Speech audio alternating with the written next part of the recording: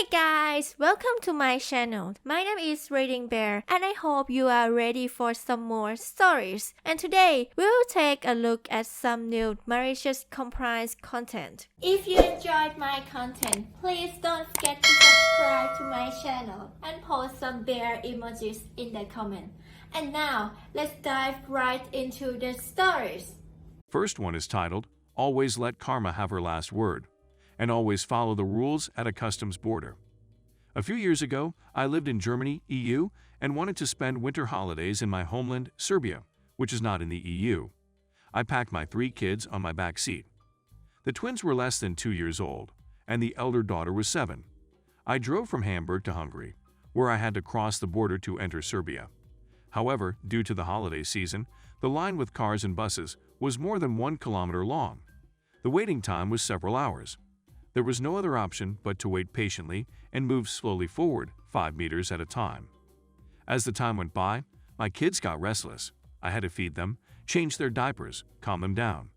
Any parent who travels with toddlers knows this situation well. As I was focused on them, I didn't notice that 2 buses went through the border and that I had to move my car forward for some 30 to 40 meters. 3 cars behind me used this opportunity to slip by and get in front of me, by the way. Such thing is not allowed before a customs border. I noticed it and went out of my car. I said to them that their conduct wasn't fair. I had 3 small kids in my car, and I wasn't using that situation to my advantage, and if I could wait patiently for my turn, so could they, but they all ignored me.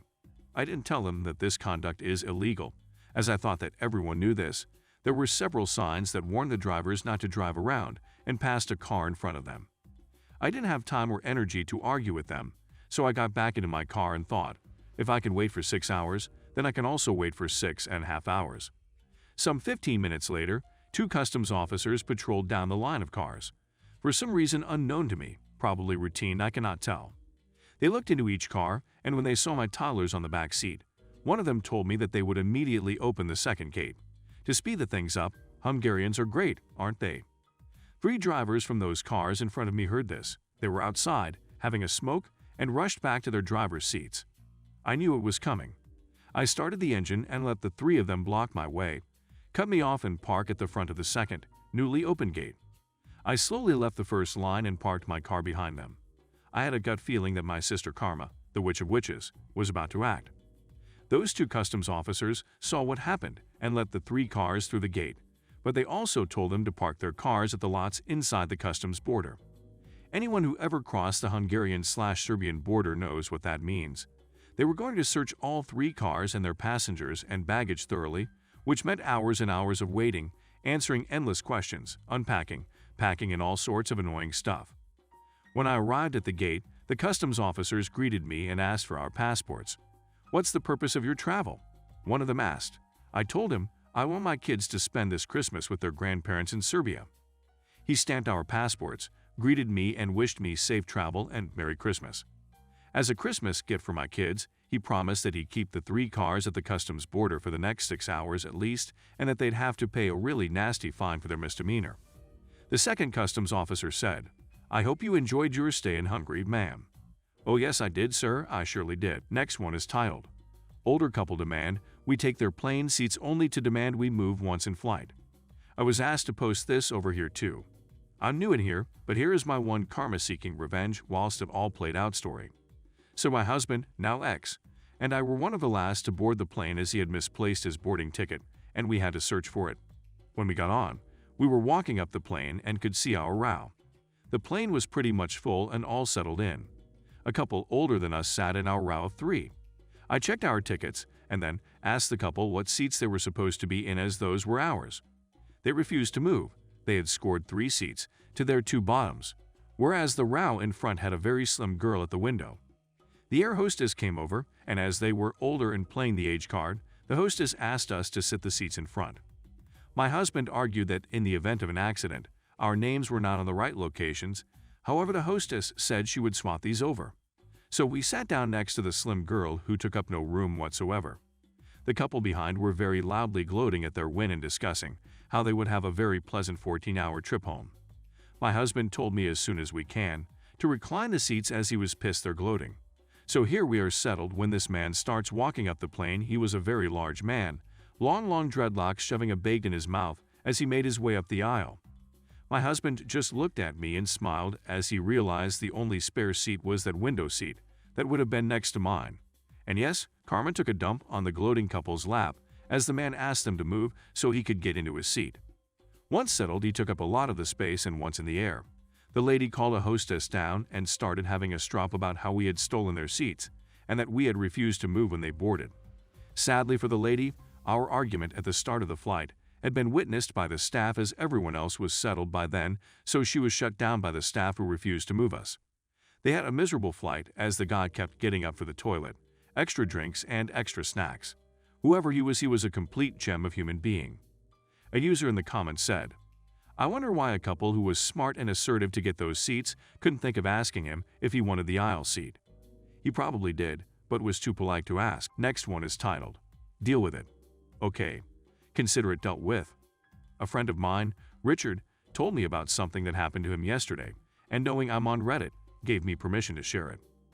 Richard works at an outlet village. It's a shopping center of sorts, lots of shops, with excellent parking, as a parking enforcement officer.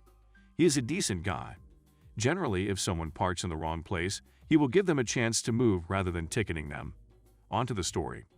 Yesterday, he's at work when this middle-aged woman tears into the car park really fast and slams her car into a disabled parking bay. He approaches the car from the back. She, as the woman and her son are getting out, says to the woman that she can't park there as it is a disabled space. She replies, "We'll be 5 minutes. Deal with it," without even looking around to see or even acknowledge who spoke to her. So he maliciously complied by dealing with it with a ticket. PS 80 fine. He said it felt good. Next one is titled, "I can only sit in the dining room if I am eating food." A long time ago, I mean something like 35+ years, I was a wee little crap, 14 to 15, with a bit of a smart-ass attitude. I worked at the local pizza place and generally liked my job. My manager was a young, 18 to 19, lady that the teen would get high and drunk with after work, and typically just hung out and partied all the time at her apartment. Well, the owner decided that she was a little too young to be the manager, so he demoted her to assistant and hired a new general manager. We'll call him Mr. Smith. Mr. Smith ended the employee discount for food and ended our perk of getting to eat messed up orders because he thought that we messed them up all the time on purpose. Plus, he liked to eat anchovies right out of the can, gross. So he was all around not very popular with the kids on staff, including me. Another rule that he put in place was that during our breaks, we could not sit at any of the tables in the dining area unless we were eating something. But he never specified what we had to eat. Cue the malicious compliance. At this point in history, another pizza chain that was famous for avoiding the Noid opened up a test pizza delivery place called Pizza Dispatch. This was a test to see if people would still like the pizza under a different name. The pizzas were 100% the same. The ingredients even had the original chain's name on the boxes. So, one night during a really busy shift, I was told to go on break in 15 minutes, so I went to the payphone. We weren't allowed to use the store phones for unofficial business, and called up Pizza Dispatch. They took my order, didn't believe that I wanted it delivered to a different pizza place, but after I explained the situation, they were game. The guy probably didn't believe me still, but they delivered. They even expedited it for me. So, 15 minutes go by, I go on break and I sit in the closet that we had for a break area until I hear Mr. Smith ask, "What the duck are you doing in here?" The delivery guy reached into his bag and said, "I have a delivery for J.C. Mackin." I stepped out and said, "That's me," under the blistering stare of Mr. Smith. I paid for the pizza, gave a very healthy tip for the speed, then went and sat down at a dining room table, opened my box with my pizza as Mr. Smith came up and tried to make me eat somewhere else. I said, "You said that we could only sit in the dining room on our breaks if we were eating. You bring your lunch every day. Today, I brought mine." He got pretty mad, but I didn't push him far enough to get fired. But what had happened is that employees got our discount back. We were able to eat messed up orders, and Mr. Smith ended up teaching me a lot about work ethic, how to run a small business, complete inventory, and compute the profit and loss statement each month. This was in the mid-80s, so we didn't have computers in the stores. We did it all on paper. I ended up working for him the entire time. He was a manager at our small restaurant and followed him to another chain later on. I still think about him and the lessons he taught me from time to time. While he wasn't a great manager at the beginning, he ended up being a great leader and mentor. Next one is titled, "You told me to apply for a different job because you don't provide the benefits." Okay, so this happened to my partner, but I think it would fit perfectly here. For the past few years, my partner was in a job he was feeling miserable and wanted to quit. However, couldn't do it as they told him he would have to pay for the training he received if he leaves. His work does not provide any decent sickness benefits, so if you are off ill and want to be paid decent money, you have to take it as holiday. After I heard and witnessed this, I've told him about the benefits my company provides plus bigger salary and more holidays. Also, they give your birthday off as an extra day. Over the next week after this talk, my partner has a casual chat with his manager and mentions my work. His manager, Steve, gets defensive and says something along the lines of nobody provides better holidays than this place, and he is on 24 days of holidays working till to 40 hours a week, excluding public holidays.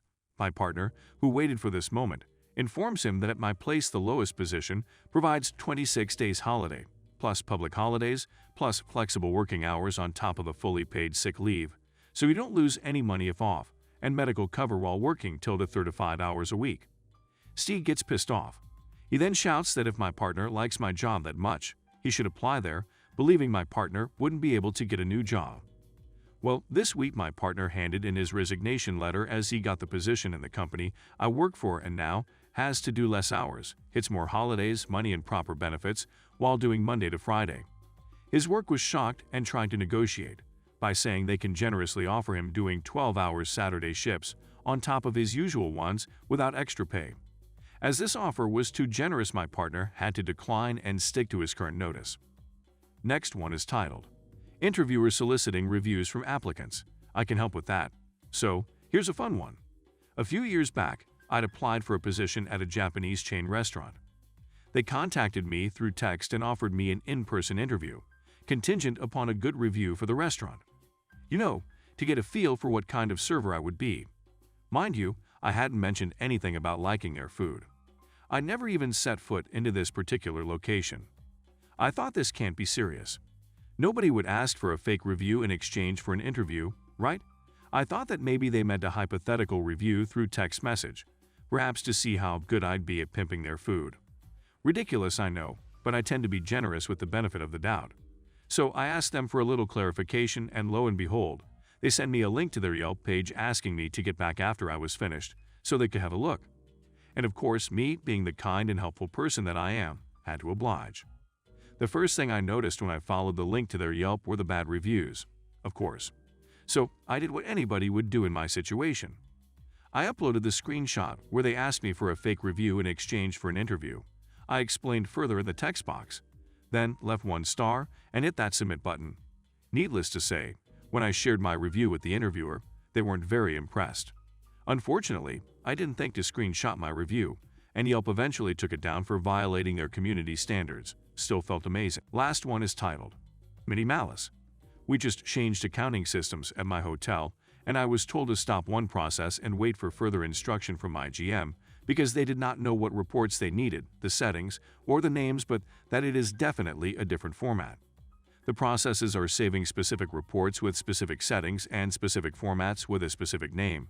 In other words, I can't just fudge it, or it will mess up our daily, monthly, quarterly, and annual finances. Further instruction came yesterday from accounting, and the only information I got is, these are the reports you need to save, but it was only the reports post-save after they've been renamed. So I have no idea what she needs. I emailed her right away and asked for a list of the reports, the settings she needs, the format it needs to be saved, and then to tell me which reports get the names shown in the email. All I got back was save them as you have been. Mini Malice. I know this is all wrong because I've been told it is, but I'm saving my reports exactly like I used to. Old names, old settings, old formats, everything. The real malice is that most of these reports you have to pull same day. You cannot regenerate them tomorrow. It has to be done today. She's also a month and a half backed up, so she won't figure it out until Thanksgiving. Good luck uploading all of your PDF and Excel workbooks when it is specifically requiring a Word document.